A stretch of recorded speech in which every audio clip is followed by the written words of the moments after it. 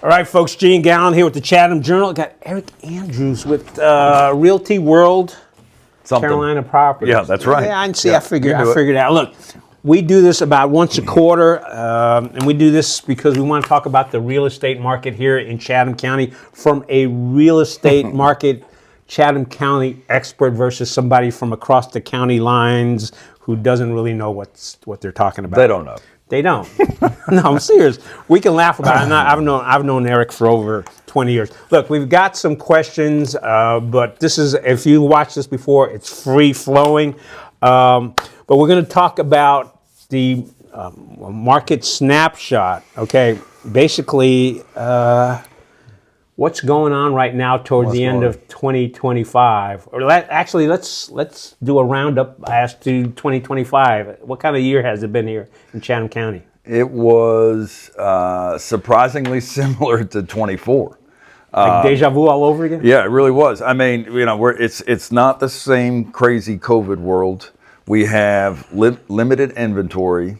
I think there's been a lot of expectation of interest rates dropping. They dropped a little bit. There's a lot of expectation of prices dropping. I hate to tell you folks, but 25 was a little bit of an increase over 24. I mean, it was a smaller rate. So the rate of appreciation has definitely slowed down. Right around the COVID times, we had 8, 10, 11% appreciation. Well, now we're having like 1.5%, 2.5% appreciation. And maybe last year, 24 was like 2 to 3% appreciation. So the amount of appreciation has slowed, but prices are not going down. What's the median price or what's the average price in Chatham County right now? We're, depending on what source you look at, but we're probably the highest in the state at 725. 725. 725, which is ironic. We're higher than Orange County, we're higher than Chapel Hill, we're higher than Wake County and Cary and Apex, but there's a reason for that. All right, and the reason is we don't have the little condos and townhomes that those places have. So what we have is a lot of new construction, and they tend to be on larger lots. They're on half-acre, 1 acre, even 2 acre lots, and so these homes are 800, $1 million, $1.5 million, 2 million. What you saw one that was 8.45 million. 8.45 million. Yeah, I didn't sell any of those this year, but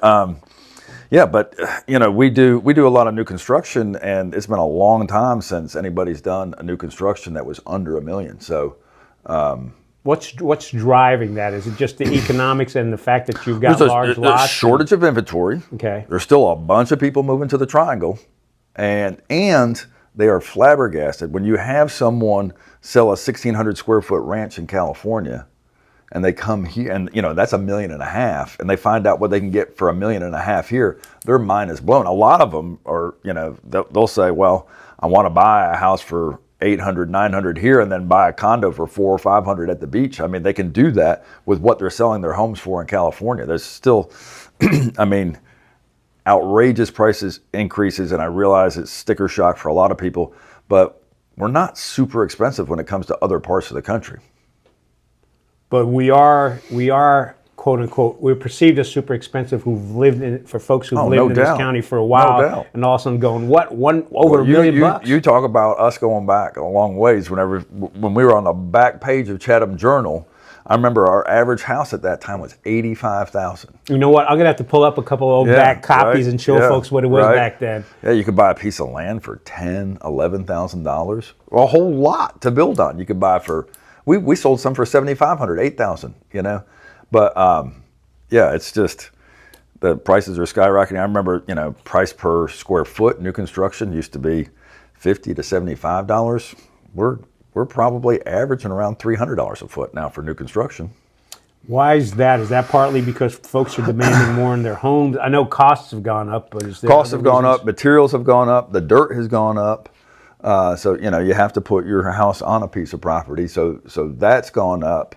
But just costs of new construction, materials, labor, there's a whole lot of reasons. So it all adds up. Yeah, and even sometimes the builder has to get a short-term loan, and so that's increasing the builder's costs. So when you do any kind of like a spec home or a new construction or whatever, sometimes the builder's holding the note, and then, when it's completed, it goes to the buyer. You can do a construction, a perm loan. There's all sorts of different loan programs or whatever, but that's one of the things that we're seeing in the land development game and the spec game is that it's costing the builders more to borrow that money. Also, you mentioned someone selling a 1,600 square foot home in California for $1 million, $1.5 million. What's the average size square footage on homes being sold here in the county? Because I'm sure they've also gotten bigger compared to what they were 20 years ago. So that 1,600 is actually the national average, right? When you look at the whole country. But Chatham County, we're like in the 2,700. So we have big houses here. Big houses on big lots. That's what I mean. This is expensive real estate when you have that, whole Cary, Apex, Raleigh, Holly Springs, Durham, Chapel Hill, and now it's even Mebane and Hillsboro. Those are kind of all included.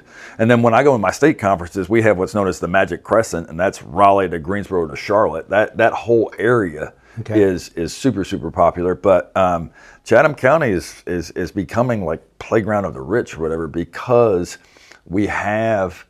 this is where the land is available for the new construction. People like the smell of new, and that's what they're building out here. And because we have the land, it's big. I mean, we're seeing 4,000, 5,000, and 6,000 square foot homes being built right now.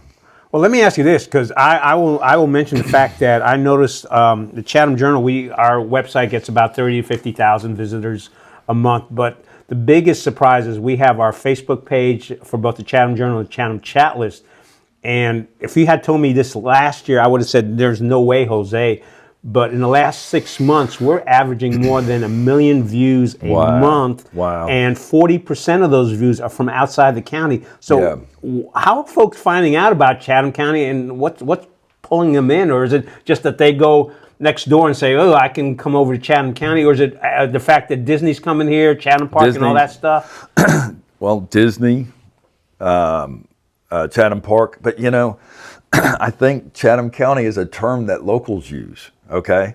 Because when you see Chatham Park advertised throughout the country, a lot of people call it Raleigh. I mean, they think Chatham, and we're like, Raleigh? We think Raleigh's forever and a day away from here and everything. But for those that aren't living around here, Chatham Park and Raleigh are the same to them. And so they're not thinking of Pittsboro or Chatham Park being Chatham County. They're considering it the outskirts, the suburbs of Raleigh, Durham, Chapel Hill. Well, I think we had talked about this in an earlier broadcast at the beginning of the year, where you had mentioned some of those folks coming in from California. Driving from here into Raleigh or RTP is like nothing compared to an hour plus drive. That's changing quick, though. Oh, is it? My gosh. I had a listing appointment in Durham yesterday, 31 miles, and it took me an hour to get there. That's because you're a I'm not a slow driver. No, the traffic. It took me through Durham Three-Way to get there, and then it took me through 15501 to get back or whatever. But the traffic's just crazy. And 64. Yes. And it used to be in the morning, all the traffic was leaving Chatham County, and at night, all the traffic was coming back into Chatham County. That is not, 64 is going both directions. Because everybody's going over to Costco. Costco. Or coming back from Costco. Yeah. So, the community, I mean, for a long time, I was able to sell stuff in Pittsboro, which is 35 miles to Raleigh. Right. And I was competing with Wake Forest, which is 16 miles to Raleigh, and our commute time was better from Pittsboro to Raleigh. So 31 miles to Raleigh from us and 16 miles from Wake Forest. Our commute time was better. Okay. So we used to say, well, what do you care about? You care about the mileage or how long you're in a car? And people are like, I care about how long I'm in a car. And most people say, I'd rather be moving than not moving. But our commute times are changing quickly around here. We were talking about pricing and how prices have gone up primarily due to new construction. Mm-hmm. But do you see this right now as a buyer's market, a seller's market, or maybe something completely different? It depends on what it is. There are some things that are a little bit tougher to sell right now. We might see some softening in the new construction on some of the spec homes that, we notice that builders are given a little bit more in incentives. They have incentives to not keep that inventory on the books for 25 and into 26. So we've seen some some stuff where, in October or November, they said, if you close by the end of December, we'll pay for your closing costs, or we'll do a buy down or something like that. So we've seen a little bit of softening in some of the new construction, not custom homes by any means, but like some of the spec or some of the larger subdivisions. But no, overall, it's still a seller's market. However, the biggest problem that we have in Chatham County and throughout North Carolina is somebody sees their neighbor sell their home for $350,000, and then the next neighbor sells it for $360,000, and then the next neighbor sells it for $375,000. And they're like, okay, my house is $390 now, because they saw that pattern and everything. That pattern, no, your house is worth what the last person just sold their house for. We don't have the same rates of appreciation that we've had over. So prices are certainly not going down, but days on the market has increased quite a bit. What's it running about now? I mean, our office average is probably about 70, 75. That's because we have a lot of homes with acreage. When you have more land with a home, it takes longer to sell. But I would say most of Wake, Orange, and Chatham County is probably getting close to the 47 to 50 range days on the market. If you have less than 180 days on the market, traditionally in this country, prices are still going up. So there's a big difference between 50 and 180. That shows that it's still very, very little inventory, and it's still a seller's market. We got absolutely spoiled 4 or 5 years ago, or even 8 years ago, when everybody was going nuts over, if something stayed on the market for more than a week, people would say, what's wrong with it? And that's just ridiculous. That's not a normal market. You have an even market when your average days on the market is close to 180, and you have a buyer's market when the days on the market goes over 180. So we're not anywhere close to that. All right, so we're running, you said about 95? In this office, because we have the homes with acreage, we're at 75, but we're probably closer to 2 months, which is still ridiculously quick. Right. Well, is there a point where you mentioned someone who said, hey, my neighbor's going for 320, I can go for 380. Are you finding that people are kind of, too many people are overvaluating? So we had the most price reductions this year. If you look at the triangle as a whole, we had the most price reductions, but it's not because prices are going down, it's because a lot of sellers overshot. Also, and I'm guilty of this as well, some listing agents will take, because there is such a shortage of inventory, we probably stretch it a little bit, and then that's the beauty of capitalism. The market's the market, and it will, when you overshoot it, the market will tell you, nah, it needs to come back a little bit and everything. So it's not that when you look over, year to year data, prices aren't going down, but there's been a tremendous amount of price reductions because of that shortage of inventory. The sellers might have overshot, just like you said. All right, if I'm a seller and maybe overset my goal there, at what point should I be thinking, you know what, maybe I need to be lowering my price? Yeah. Well, I mean, showings are a great indication. So, a lot of times, people will have a house at like 700,000, and we probably should have been at 650, and they're like, well, even though my house is at 700, they could offer 650. That's not generally what a buyer's going to do. The buyer and the buyer's agent's going to look at it, well, you have 700, that's your expectation. And even though we had a tremendous amount of price reductions, okay, when you look at the starting point to where they end, you see a lot of price reductions, things are selling relatively close to the asking price. So that kind of indicates, the seller needs to price it right in order to get that traffic and get an actual offer. You mentioned a few years ago people used to get into bidding wars. Oh my gosh! Over land, over and the thing that I used to get most angry about is when my agents came back to the office and said, "I got 10,000 over asking price," or "I got 20,000 over asking price." I was like, "That means you didn't price it right. Like, don't brag about getting over asking price." All right. So we're not. Are you still having bidding wars, or is it just? It depends. I mean, if there's something that's checking all the boxes. Like, if you were to list a house under $1 million on like 3 to 5 acres near Jordan Lake land, that would probably be in a bidding war right now. So close to Apex, RTP, RDU, that would probably be in a bidding war. But we're not seeing We're not seeing too many bidding wars. And we're not seeing, the other thing that went along with those bidding wars was crazy amount of due diligence money. People were chunking down a ton of money to due diligence. due Somebody diligence doesn't know what that means. What's due diligence is money? a set of money that is awarded to the seller. It's a check that's written to the seller to take the property off the market. Okay. And when the concept of due diligence first came out, when it was first entered into the contract, we were probably getting $250, $500 for due diligence money. But when excuse me, inventory got really, really low, we were seeing $25,000, $35,000, $50,000 due diligence checks. I mean, people were writing a check for $50,000, and they're like, "Please sell the house to me, Mr. and Mrs. Seller, and I won't ask for any repairs." Now, I would say the average due diligence money we're getting is between $2,500 and $5,000. So it is definitely going down quite a bit. And the other thing that we're seeing is because interest rates are higher right now, buyers are a little bit more picky when it comes to inspection reports. They're asking for a whole lot for the seller to fix. They're like, "Look, I got this wrapped up under contract. You don't want to have the stigma of going back on the market because everyone will say, why did the other people walk away?" And so therefore, they're going a little bit lower on their due diligence money because they don't want to risk that money. And then when the inspection comes, they're getting pretty picky right now. All right, let's talk about inspections. When I bought both my homes, my first one, and then when my wife and bought ours, we had inspections. What should people expect to see in an inspection, and what is a good inspection? And is it something that benefits both the buyer and the seller? I don't know how it benefits the seller. Well, that's I'm a listing agent, so and I like my home inspectors and everything, and I appreciate what they do, and I respect their profession. I think you have to have reasonable expectations based on the age of the home.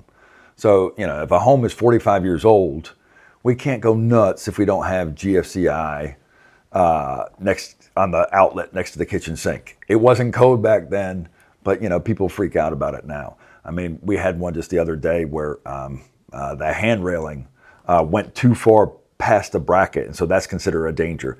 Well, that's a new thing that just came up in like the last year or two or whatever. So, the main things that you want to look out for is the roof, because that's one of your big inspections, the HVAC, and any kind of intrusion in the crawl space. We don't like moisture or water in the crawl space. So those are the big three that I personally think are big deals.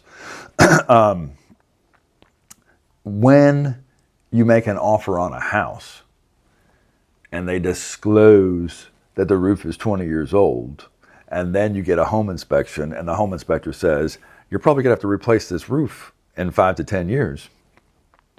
You can't go nuts and expect the seller to buy you a new roof. I mean, everyone knows that the roof was that old at that point. It's going to last you 30 years. So, it's a balance of reasonable expectations.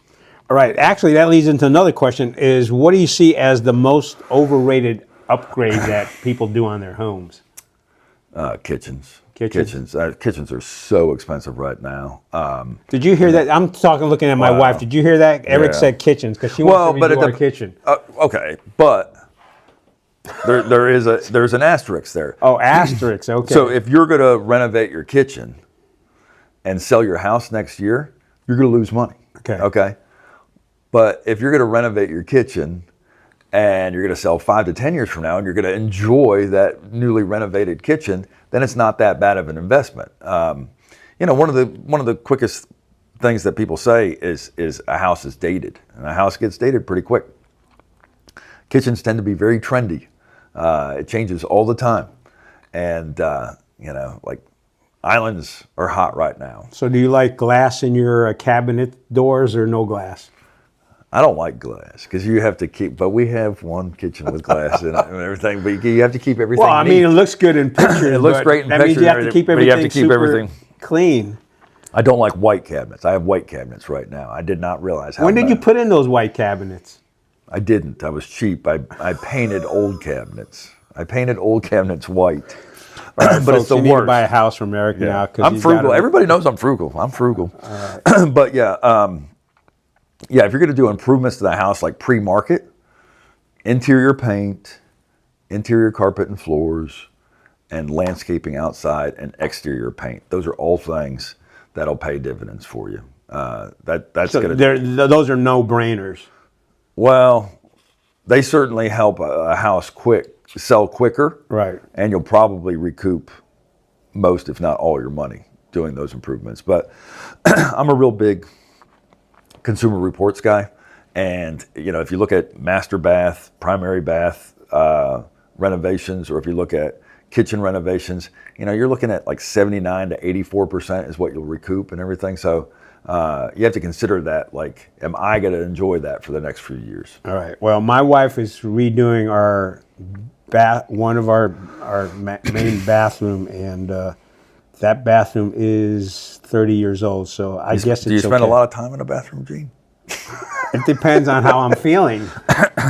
But no, she's redoing that. She's redoing the shower, and she's actually moving the restroom. We're not one of these people that needs individual sinks for each one of us. So we look, way too much information. TMI. You're going tile. Yes. Tile in there, yeah. And you'll probably get most of that back, if not all of it. Right. And you're modernizing it. You're updating it. Yes, we are. Because, like you said, if you have a 45, our house is now 45 years old. But yes, we're making. We have jokes like when you have that TV insert over the fireplace, that's an early '90s house. When you have mauve and that seafoam green and that steel blue, that's a late '80s house. Like, you can just see. That sounds like Elvis's jungle room. If you ever go to what's it called, Elvis's place in Tennessee, they actually and I'm sure 20 years from now they're going to go, oh my God, did people only have a white house with black shutters? Because really, that's all we have right now are white houses with black shutters. Well, I've also seen some black houses with white shutters. I haven't seen that. Oh, there, you got to head on towards the western part of the county. Yep. Okay, so we talked about overrated. What does Zillow not tell you about Chatham County? So Zillow might work in some neighborhoods in Chatham County, but you have to have a neighborhood where they're building similar sized homes, similar floor plans, and similar improvements in that neighborhood. And then if you keep it specific to that neighborhood, the Zestimate will be fairly accurate. But if you have a house in rural Chatham County, and let's just say you have a 10-year-old house, 2,800 square feet on 5 acres, and next door to it is a single wide on a 1 acre lot, and next door to that is a $2 million house on 30 acres, that all gets thrown into the same blender, and it means nothing. I mean, when you can't mix that and say, this is what your house is worth. I mean, there's just no way. So you have to have someone that's experienced in that area and knows, okay, we can't throw it all in the same blender. We have to pick these and broaden your area of where you're looking. Yeah, I'm smiling because the scenario you mentioned is not that uncommon. It happens here. We literally have it.